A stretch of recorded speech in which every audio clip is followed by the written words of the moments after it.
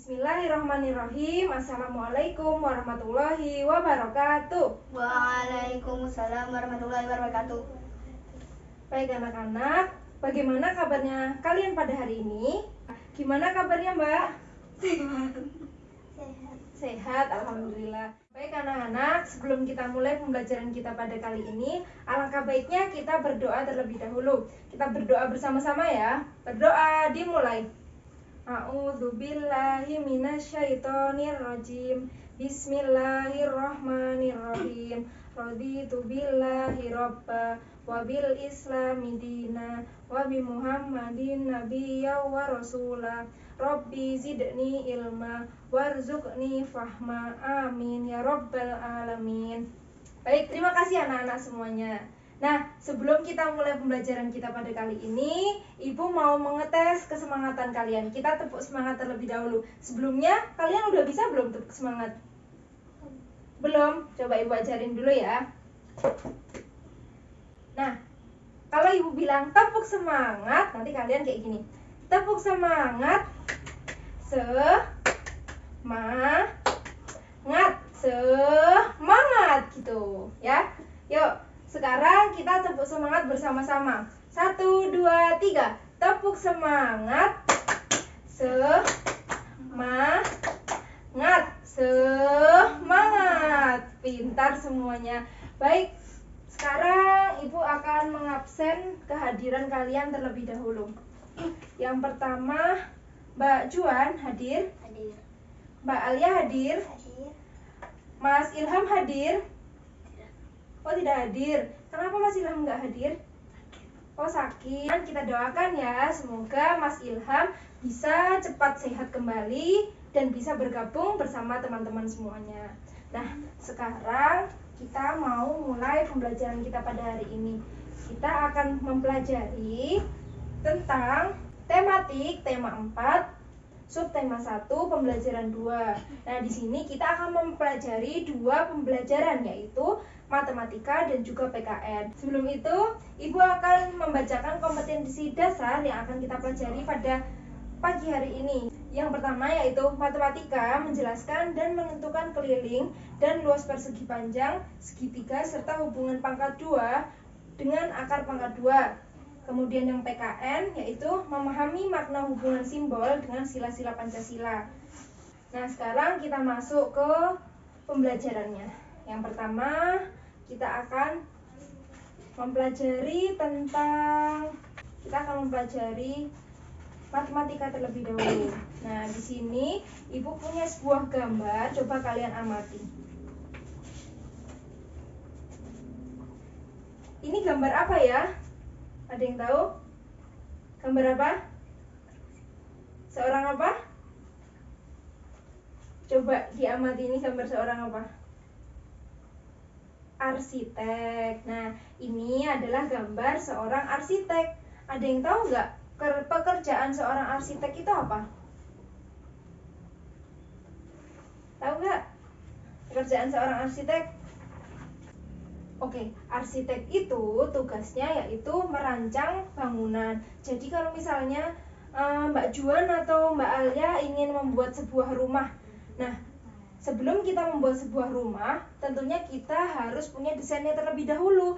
Misalnya bentuk rumahnya mau seperti apa, misal kayak gini. Terus atapnya pengennya kayak gimana, ada kayak gininya. Atau jendelanya misalnya mau jendela yang panjang. Terus pintunya pintu yang 2 terbuat dari kayu atau bagaimana, pengen punya taman di sini, pengen ada tamannya, terus pengen ada kolam ikannya misalnya di sini. Nah, itu nanti biasanya yang mendesain adalah arsitek. Nah, sekarang coba kalian amati di buku tematik kalian. Nah, ini ada gambar seorang arsitek. Nah, di sini ada bacaannya, Ibu bacain ya. Ayah Udin seorang arsitek. Ia merancang sebuah bangunan. Seorang arsitek akan menggambar rancangan bangunannya di atas kertas berpeta. Maka harus mengetahui luas dan juga keliling dari rancangan bangunannya.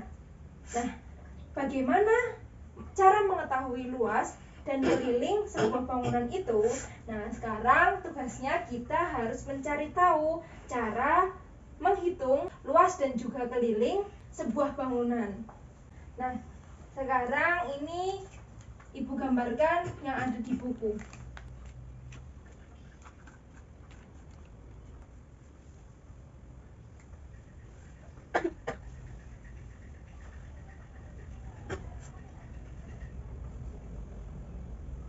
Nah, di sini sudah ada gambar sebuah persegi yang di dalamnya udah Ibu kasih garis-garis menjadi persegi yang lebih kecil. Untuk mengetahui jumlah keliling dan juga luas dari persegi ini, kalian harus mencari rumusnya terlebih dahulu. Sebelumnya Ibu mau tanya, ada yang sudah tahu belum rumus dari luas dan juga keliling persegi?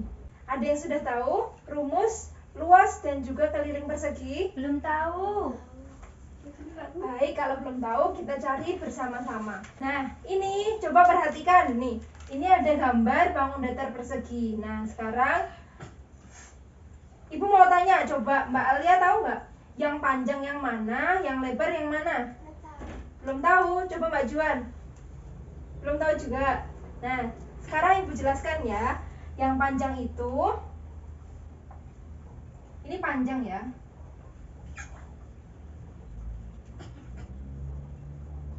Nah, yang bawah ini panjang.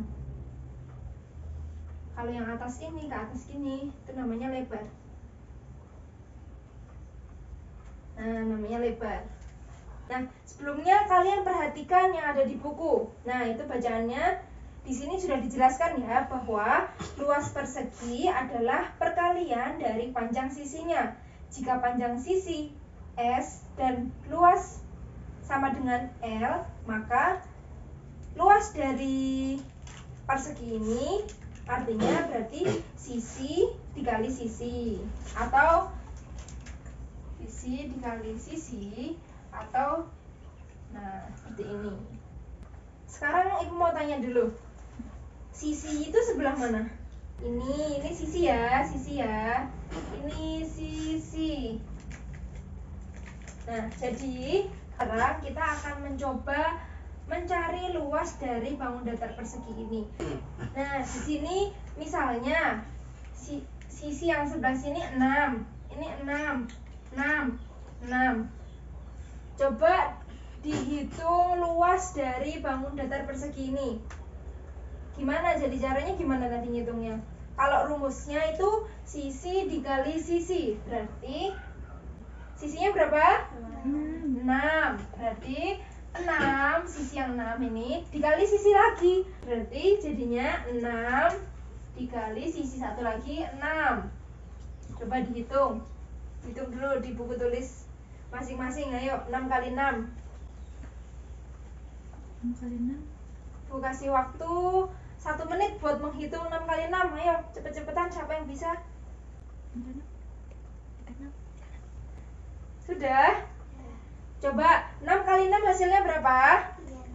36. Pintar sekali.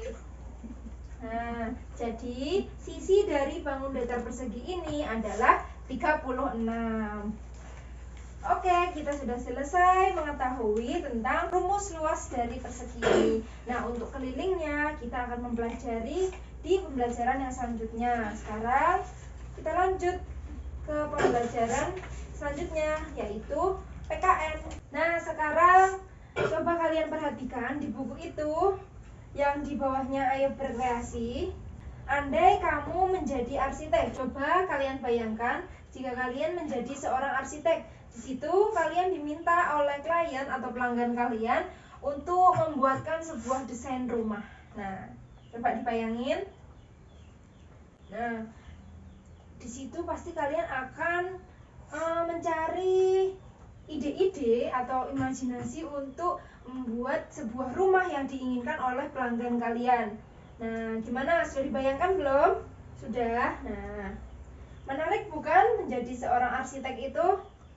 Nah, bekerja menjadi arsitek haruslah mempunyai nilai-nilai baik. Salah satu nilai-nilai itu adalah jujur. Nah, ketika akan membangun sebuah bangunan, mereka harus menyampaikan ukurannya dengan benar. Jadi misalnya kalau kalian dimintai buat desain rumah, itu nanti kalian harus jujur. Misalnya harga buat desain satu bangunan itu harganya 10 juta gitu. Misalnya kalian bilang 10 juta.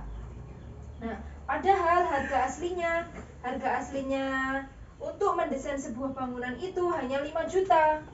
Nah, kalian pengen dapat untung yang banyak, makanya kalian berbohong kepada klien atau pelanggan kalian. Itu merupakan perbuatan tidak jujur, dan tidak jujur itu perbuatan yang tercela. Nah, perbuatan jujur ini merupakan salah satu sikap yang mencerminkan sila Pancasila. Nah, sekarang kita mau belajar tentang sila Pancasila. Coba, sudah hafal belum Pancasila? Sudah. Nah, sekarang sebelumnya di sini Ibu akan menunjukkan gambar. Ibu mau menunjukkan gambar apa ini? Garuda Pancasila. Nah, ini burung Garuda. Di sini ada simbol-simbol Pancasila. Nah, sekarang Ibu mau tanya, Pancasila itu ada berapa? 5. Coba ayo disebutkan. Yang pertama, Pancasila yang pertama apa? Ketuhanan Yang Maha Esa. Ya, pintar. Kemudian yang kedua apa? Kemanusiaan yang adil dan beradab. Pintar. Yang ketiga apa? Persatuan Indonesia. Pintar. Yang keempat? Kerakyatan yang dipilih Oleh hikmat kebijaksanaan dalam permusyawaratan perwakilan. Pintar. Yang terakhir, Pancasila yang terakhir apa? Keadilan sosial bagi seluruh rakyat Indonesia. Pintar. Nah, sebelumnya setiap sila ini mempunyai lambangnya masing-masing. Nah, nih, lihat ya, di burung Garuda ini tengahnya ada lambang Pancasila. Nah, yang ini ada kepala banteng, ada pohon beringin, ada bintang, ada padi dan kapas, dan juga rantai. Sebelumnya, coba Ibu tanya terlebih dahulu, lambang dari sila pertama itu apa? Ketuhanan yang Maha Esa, lambangnya apa? Bintang. Bintang, ini lambang sila pertama. Terus yang kedua, lambangnya apa? Rantai. Kemudian yang ketiga, pohon beringin. Kemudian yang keempat, ya, kepala banteng. Yang terakhir, Padi dan kapas. Pintar semuanya. Nah, karena kalian sudah bisa memahami lambang dari sila Pancasila dan juga simbolnya, kita akan melanjutkan pembelajaran kita. Nah, selanjutnya kita akan mempelajari tentang makna sila pertama Pancasila di dalam kehidupan sehari-hari. Nah, sila pertama tadi apa? Ketuhanan yang Maha Esa. Ya, ketuhanan Yang Maha Esa. yang Maha Esa. Lambangnya bintang. Bunyinya ketuhanan yang Maha Esa. Nah, sila pertama ini bermakna percaya adanya Tuhan sehingga setiap warga negara rela untuk diatur. Kemudian yang kedua, setiap orang dibebaskan memeluk agama masing-masing. Maka setiap orang bertanggung jawab untuk taat dengan aturan agamanya. Yang ketiga, semua yang Tuhan berikan kepada kita harus dijaga. Nah, yang keempat, toleransi antar umat beragama dari sesama umat beragama. Nah, jadi keempat tadi adalah makna dari sila pertama, yaitu ketuhanan yang Maha Esa. Nah, sekarang coba kalian, Ibu kasih waktu 5 menit. Kalian nanti mencari contoh dalam kehidupan sehari-hari yang berkaitan dengan makna sila pertama Pancasila tadi. Yuk, sekarang dikerjakan.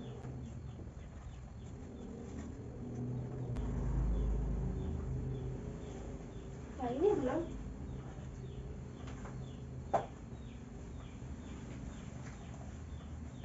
Sudah semuanya. Nah, coba Ibu lihat ya pekerjaannya Mbak Juan. Ini di sini, bentar, punya Mbak Juan ya. Ibu lihat di sini maknanya toleransi antar umat beragama dan sesama umat beragama. Maknanya itu contoh dalam kehidupan sehari-hari yang tadi dikasih sama Mbak Juan itu menghormati tetangga yang berbeda agama. Benar atau tidak? Itu termasuk toleransi enggak? Termasuk toleransi tidak? Termasuk. Iya, betul. Nah, kemudian yang punya Mbak Alia ya. Maknanya semua yang Tuhan berikan kepada kita harus dijaga. Nah, contoh dalam kehidupan sehari-hari ini Mbak Alia memberikan contoh merawat tanaman yang ada di sekitar kita. Betul atau salah? Betul. Pintar, ya betul. Nah, coba contohnya merawat lingkungan itu apa? Tidak membuang sampah sembarangan. Betul sekali. Selain itu, apa? Menanam pohon. Menanam pohon. Nah, itu termasuk dalam makna yang ketiga, yaitu semua yang Tuhan berikan kepada kita harus dijaga. Nah, kita harus merawat lingkungan kita dengan cara tidak membuang sampah sembarangan, menanam pohon, agar mengurangi polusi yang ada di sekitar kita. Nah, kita tadi kan sudah membahas tentang arsitek ya.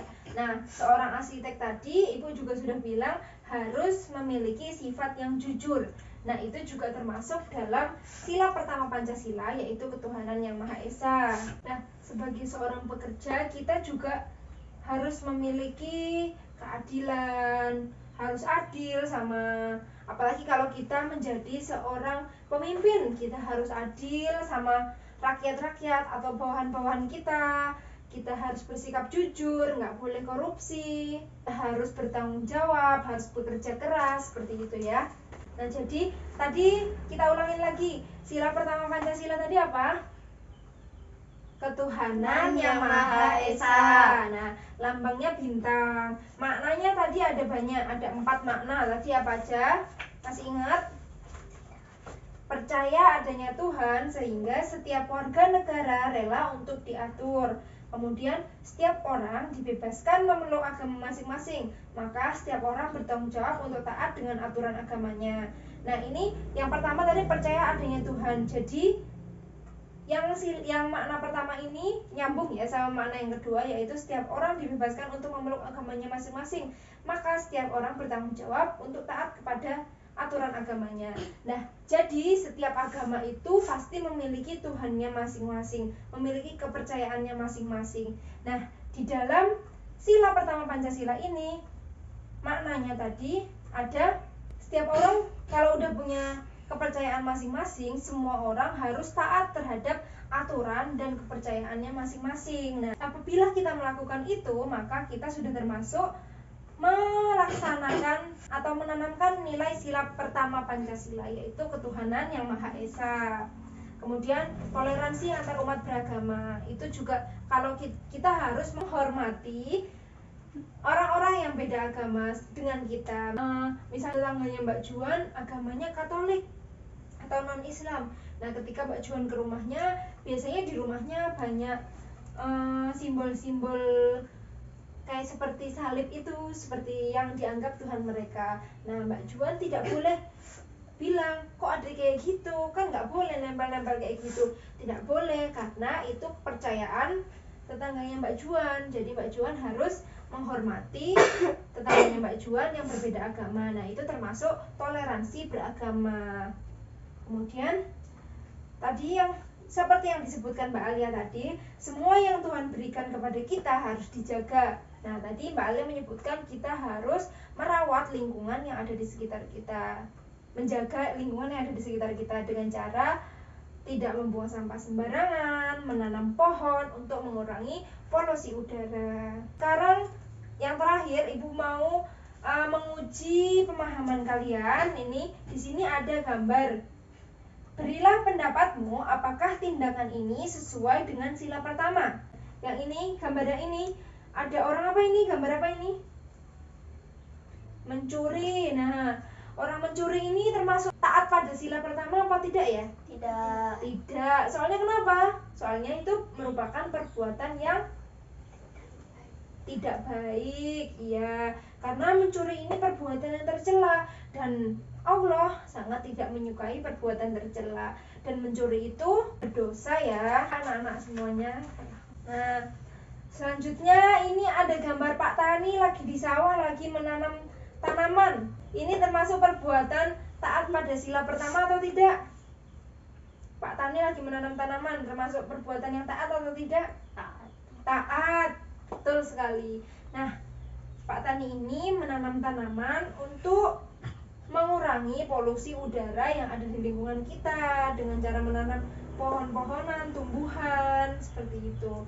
Jadi, Pak Tani ini melakukan perbuatan yang baik, yaitu menaati sila pertama Pancasila, atau Pak Tani ini mengamalkan sila pertama Pancasila. Nah, baik anak-anak, karena waktunya sudah habis, bentar lagi istirahat. Ibu mau tanya, tadi kita sudah mempelajari apa aja? Ayo. Yang pertama, paling pertama tadi kita pelajari apa? Matematika tentang luas persegi. Betul, kita sudah mempelajari tentang luas persegi. Tadi luas persegi gimana Mbak Juan? Rumusnya? Sisi kali sisi. Betul, sisi kali sisi. Nah, yang selanjutnya tadi kita juga sudah mempelajari tentang apa Mbak Alia? Yang kedua? PKN. Tentang? Sila Pancasila. Iya, sila Pancasila.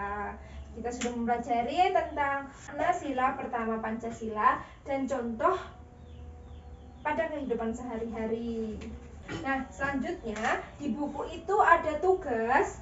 Nah, nanti kalian kerjakan di rumah dan jangan lupa dikumpulkan minggu depan ya. Itu sebagai tugas kalian untuk melatih kemampuan kalian agar materi yang sudah kita pelajari pada hari ini bisa terus diingat. Dari materi yang Ibu sampaikan tadi, apakah sudah bisa difahami? Sudah. Baik, jika sudah, kita akhiri pembelajaran kita pada kali ini. Semoga apa yang kita pelajari bisa bermanfaat buat kalian semuanya. Selanjutnya kita berdoa penutup kafaratul majlis terlebih dahulu. Subhanakallahumma wa bihamdika asyhadu an la ilaha illa anta astaghfiruka wa atubu ilaih. Nah, terima kasih anak-anak karena sudah memperhatikan pembelajaran kita pada hari ini dan sudah sangat semangat dan sangat hebat semuanya. Mungkin cukup sekian pembelajaran yang dapat Ibu sampaikan, kurang lebihnya mohon maaf yang sebesar-besarnya. Billahi taufiq wal hidayah. Wassalamualaikum warahmatullahi wabarakatuh.